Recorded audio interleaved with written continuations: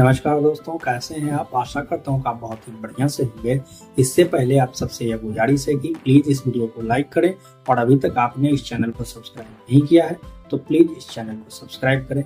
आज हम आपको रेकबेग R57 के बारे में बात करेंगे, जो फेफड़ों के लिए बहुत ही लाभदायक दवाई। यह दवाई विशेष रूप से फेफड़ों के कमजोर अंगों की कमजोरी, पीठ की कमजोरी, रात को पसीना आना, रक्त परिसंचरण, ठंडे पैर की गड़बड़ी, भूख की कमी आदि समस्याओं में लाभदायक है। इसका सेवन दिन में 3 से 4 बार करें। आधे कप पानी में इसकी 10 से 15 बूंद डालकर पिएं। बहुत बहुत धन्यवाद।